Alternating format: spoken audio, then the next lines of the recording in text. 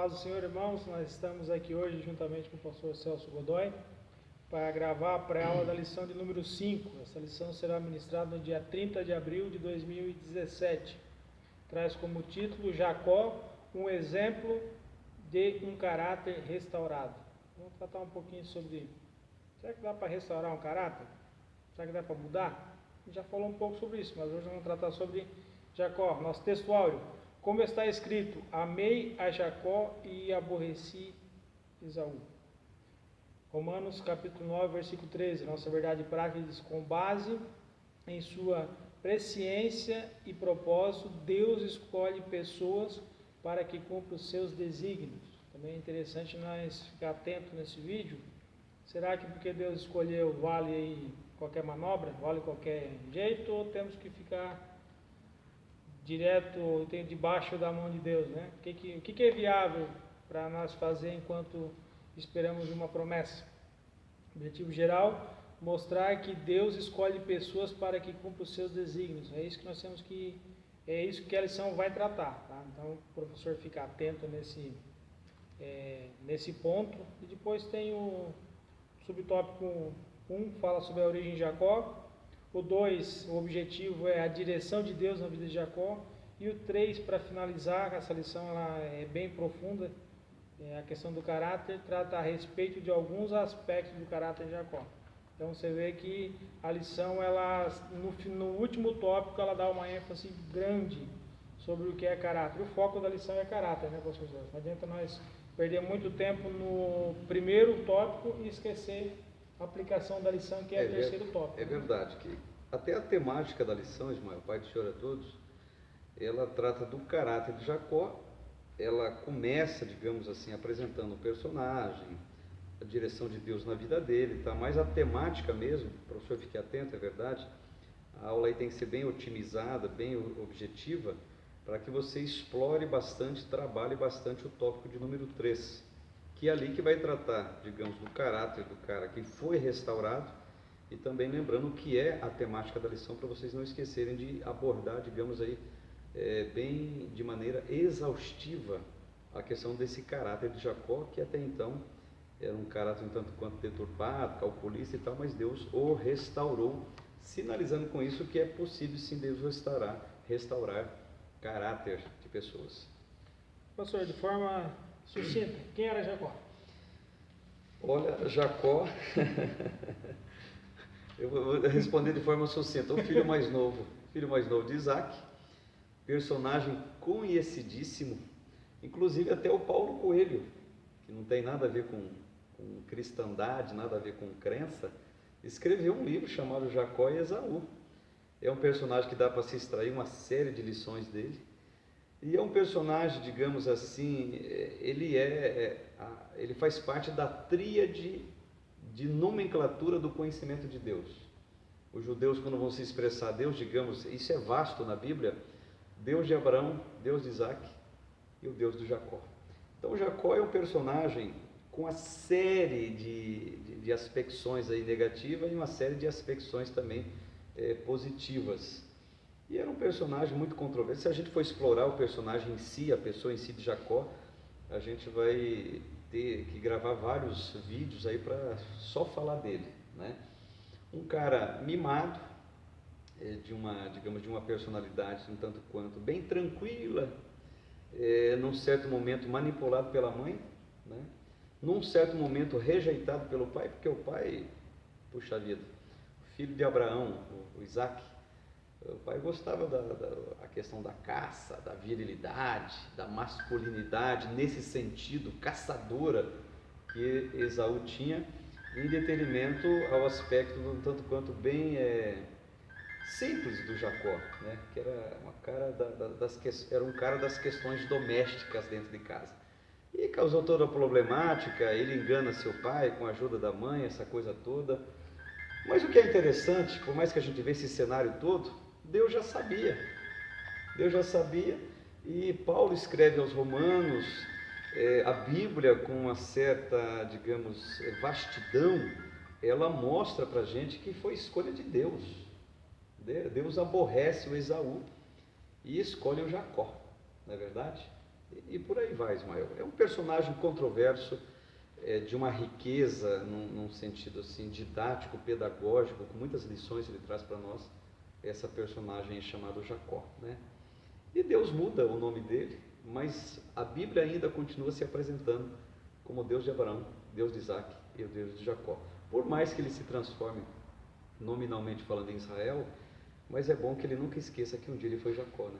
Não esqueça das origens, de onde veio, o que era, não para que você tenha saudades negativamente do que você era, mas para que você seja grato a Deus de onde Deus te tirou. Então é Deus de Abraão, Deus de Isaac, Deus de Israel ou Deus de Jacó?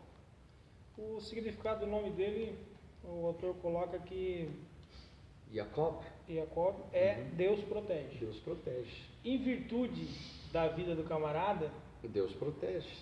mas em virtude a vida dele, o nome tem outro significado. A gente conhece hoje por outro significado, né? Exatamente. O suplantador, aquele que segura o calcanhar. Enganador. Exatamente, né? E é verdade. Em virtude do nome dele, e mesmo assim, Deus protege. É interessante isso daí. Eu fico pensando, né, quando Deus tem um plano na vida de uma pessoa, a pessoa vai lá, vai aqui e tal, essa coisa toda. Não é Deus manipulando, não. A circunstância, a nossa vida é uma sucessão de escolhas, não é verdade? A Bíblia diz que Deus aborrece o Esaú, escolhe o Jacó.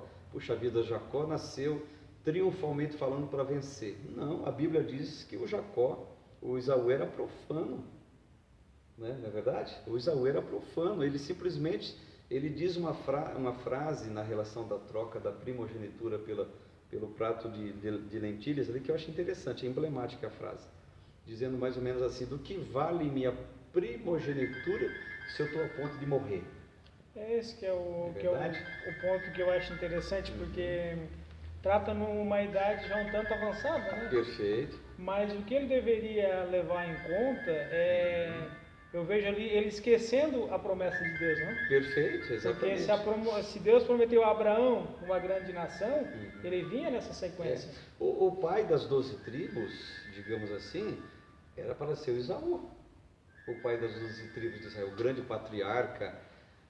Imagine, quando ele abre mão da primogenitura, ele abre mão vou usar um termo aqui, da sequência messiânica. Daquela sequência ali viria o Messias, não é verdade? Aí Deus não Deus para provar que ele escolhe quem ele quer e assim por diante, mas Deus mostrando que mesmo os caras falhos, limitados, né, eles podem ser motivo de bênção lá na frente. Para a gente ter uma ideia, a Raabe está na genealogia de Jesus. Até a Raabe, que era uma ex-prostituta, ela está lá na genealogia de Cristo. É uma coisa interessante, uma coisa emblemática, que mostra a presciência de Deus, e Deus não escolhe, digamos assim, os perfeitos, os grandes heróis para serem, digamos aí, usáveis nas suas mãos. É o caso de Jacó e de outros. Por exemplo, esses dias alguém me perguntou por que o Sansão está na galeria dos heróis da fé. Sansão, aquele mulherengo, aquele playboy, digamos aí, dos judeus, aquele playboy da tribo de Dan, namorador, aquela coisa toda, só se envolvendo com pessoas aí aquele termo que não prestam, mas está lá na galeria de heróis da fé. É o caso de Deus ter escolhido você que está nos vendo aqui, escolhido você, escolhido eu, e por aí vai. Deus não esconde as falhas dos seus heróis. Deus não esconde. É o caso de Jacó, um cara imperfeito, suplantador, calculista, capcioso, mas Deus sempre de olho nele, protegendo. É o Jacob. E por aí vai. Mesmo buscando de uma forma errada, ele queria fazer parte da promessa, ele queria ser, né? Enquanto Esaú desprezou, negligencia. Tipo assim, se tu não quer, tem quem quer. Se tu despreza, tem alguém que não quer desprezar. Porque o objetivo, o Jacó, eu penso assim, ele creu tanto no poder abençoador das palavras de um patriarca, que era o pai dele, dizendo: puxa vida, o pai vai abençoar Esaú, e Esaú de fato vai acontecer com ele justamente aquilo que o pai vai passar para ele. Então, para mim não vai ter nada, eu não sou primogênito, eu sou o filho mais moço, eu sou o caçula de casa, então eu quero isso para mim. Ou seja, ele creu. Já o Esaú, Se ele cresce como Jacó creu, por mais nesse caráter deturpado até então do Jacó, se ele cresce, o Esaú, ele jamais trocaria, podia estar morrendo, podia estar aí, seja o que for, em qualquer situação que seja negativa, se ele cresce, ele jamais trocaria. Se ele pudesse antever, olhar lá na frente, o que seria de fato a primogenitura. Exemplo, Israel está lá plantado no Oriente Médio, um país pequeno, claro, mas as intenções do mundo são voltadas àqueles 22 mil quilômetros quadrados, que é o país de Israel. As intenções do mundo, do planeta, e digo mais, as intenções do universo. E Israel alude quem? Jacó.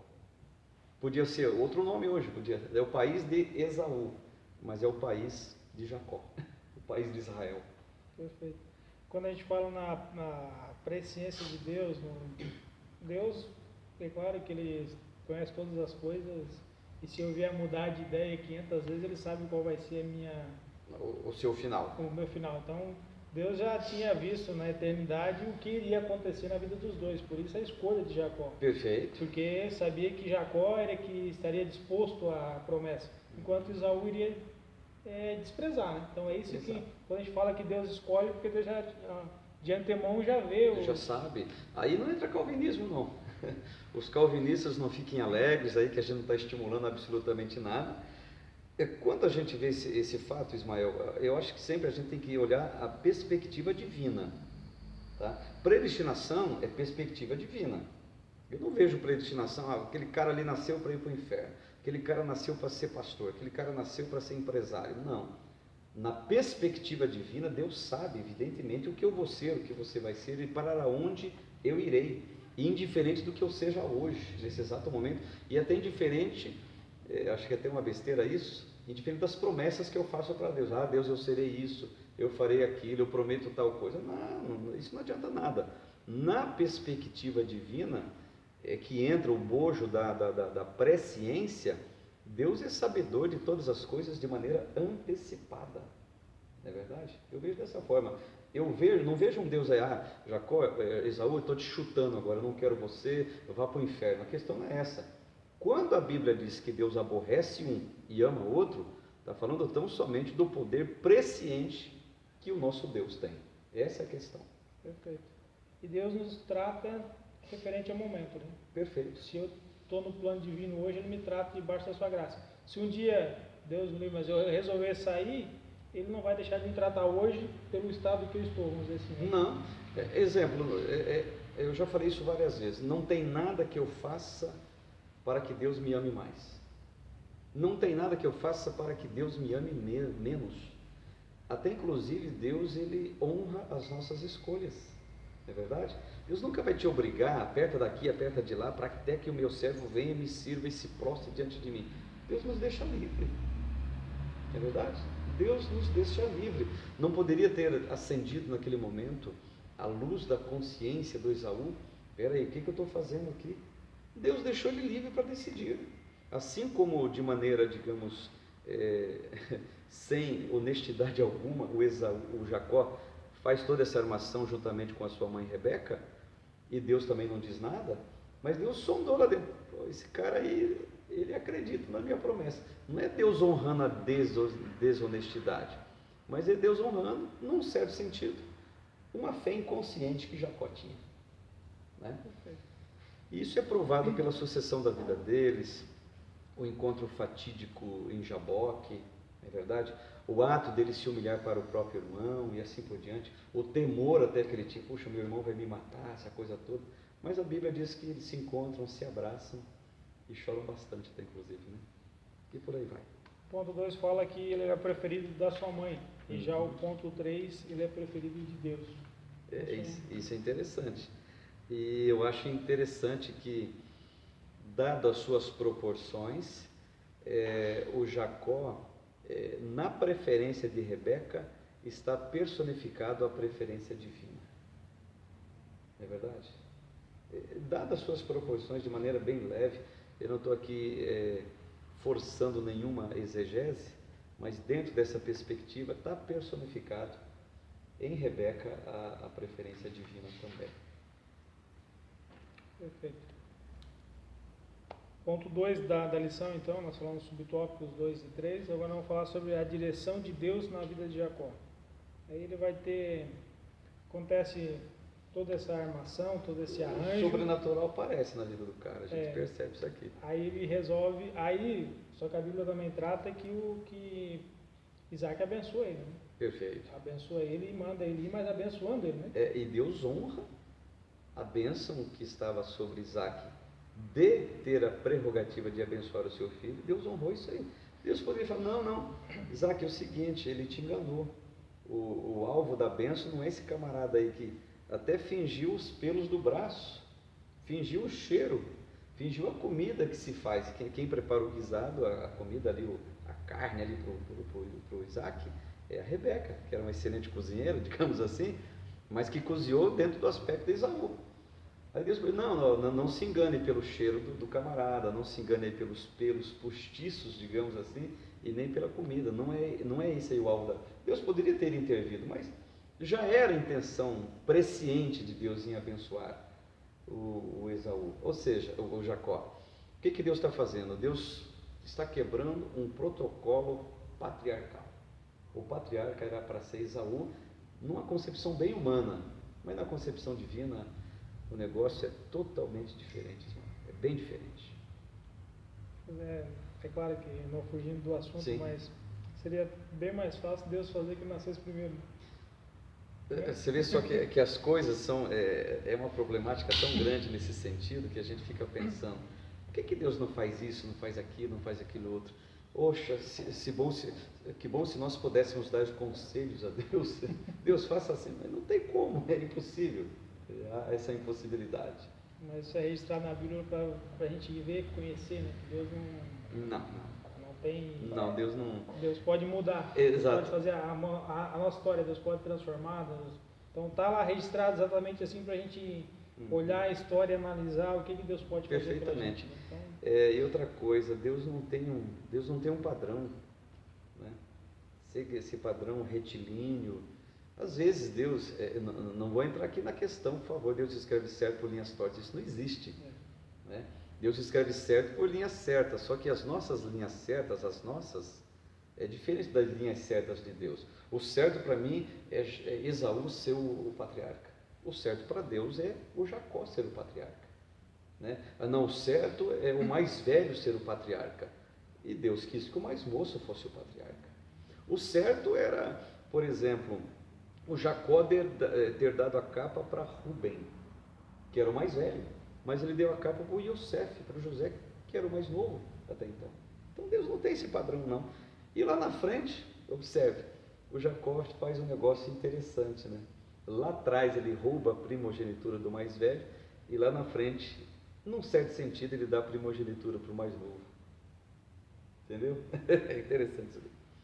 Que o senhor falasse um pouquinho sobre a visão da escada que tocava os céus e também a coluna em Betel para tratar esse ponto 2, para nós entrar no ponto 3. Aqui entra a direção de Deus, digamos, os erros do começo, aquela coisa toda, mas aqui tem o aspecto da aprovação divina com o sobrenatural. Não vou entrar aqui no aspecto teológico da coisa, mas quando ele tem a visão da escada, Deus está com ele. A coluna em Betel, Deus está com ele, e assim por diante. Ou seja, o sobrenatural, no certo sentido, ele acompanhou essa trajetória um tanto pedregosa da vida do patriarca Jacó. Né? Vamos ao ponto 3 para nós sintetizar um pouco mais a questão do caráter. Né? Então, antes do encontro com Deus, olha só, oportunista e egoísta, interesseiro e calculista. Não tem muito o que dizer aqui. Interessante, Jacó era frio, calculista, e aquele temperamento tranquilo, quietão, fleumático, né? Eu acho que até por isso que a mãe dele, que era fleumática também, a Rebeca, acolhe o Jacó e o protege do que o temperamento, no certo sentido, agitado do caçador Esaú, não é verdade? E, no certo sentido, todo fleumático, no aspecto negativo, ele vai dentro desses vieses interesseiro, calculista, frio e assim por diante. Manipulador, e por aí vai. Só que daí o camarada ele tem um encontro com Deus.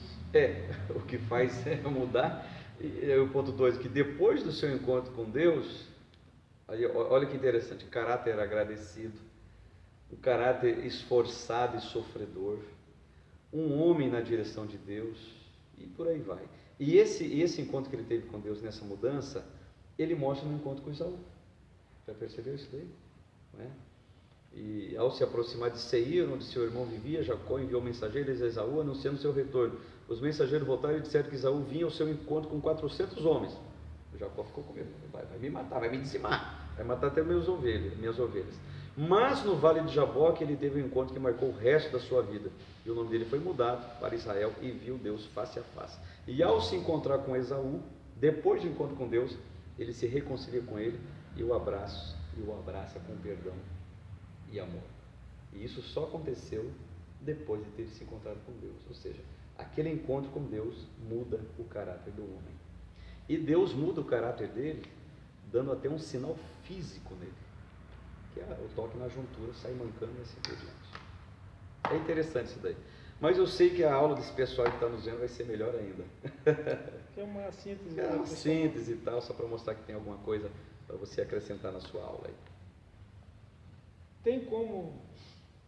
eu vou fazer a pergunta sabendo da resposta. Da resposta. O senhor responde. Não vou anunciar. Tá certo. Tem como alguém se encontrar com Deus e continuar a ser a mesma coisa? Ter um encontro verdadeiro com Deus e continuar a mesma coisa? Rapaz, olha, esse encontro, se for um encontro made in Paraguai, vai ficar a mesma coisa. Mas, Ismael, se foi Deus, meu amigo, eu escuto relatos de pessoas que vão para a igreja, olha que interessante, chega na igreja com um bafo de cachaça. O cara aceita Jesus de verdade, vai no altar, chega até a sumir o bafo do cara, cheiro de cigarro, até isso, eu já vi vários relatos assim. É impossível que uma pessoa que se encontre com Deus verdadeiramente, que saiba quem é Deus e tenha a sua vida de mudança de introspecção, que essa pessoa retroceda, porque ela provou Deus, ela sabe, provar e ver de que o Senhor é bom, o cara provou, a pessoa provou. É impossível recair da graça. Pode acontecer? É falho? Claro que é. Mas quando você sabe quem é Deus, é verdade, fica complicado a pessoa voltar para trás. Deus muda mesmo, Deus muda. É uma nova marca no caráter. Exatamente, perfeitamente. Então eu quero convidar você a propagar isso. É claro que a gente está falando a professores, mas leve isso para a classe. Que a partir do momento que nós aprendemos que Deus muda, a gente vê o mundo aí fora precisando dessa mudança. Verdade. Não adianta aprender e viver eu, mas é propagar. Né? Vamos fazer algo melhor. Vamos evangelizar mais. Nós temos a oportunidade de mudar o mundo enquanto nós estivermos aqui. Nós temos a nossa parcela, nós temos essa oportunidade de fazer. E Deus nos proporciona isso. Hoje nós viemos aqui para trazer uma síntese do assunto e agradecer aos professores, a você que está assistindo, aos alunos da Escola Dominical. Compareçam, tem o nosso canal no YouTube, BD Aranaguá, também o Facebook. E compartilhe, visualize lá, curta e faça a obra de Deus. As ferramentas estão aí. Basta você querer fazer, né? Pastor Celso, é verdade. É isso aí, pessoal. Só vou ler a conclusão aqui da lição, coisa rápida, já estamos terminando aqui. Em suas experiências com Deus, vemos que Jacó teve seu caráter transformado. De oportunista e enganador, passou a ser humilde, sofredor, paciente, longânimo e altruísta. Foi pela sua paciência e graça que Deus escolheu Jacó, em lugar de Esaú. Quando damos lugar ao Espírito Santo, ele nos transforma radicalmente o caráter. Espero que tenha sido isso com você e quero que seja cada dia comigo também. Deus abençoe os irmãos. Um abraço.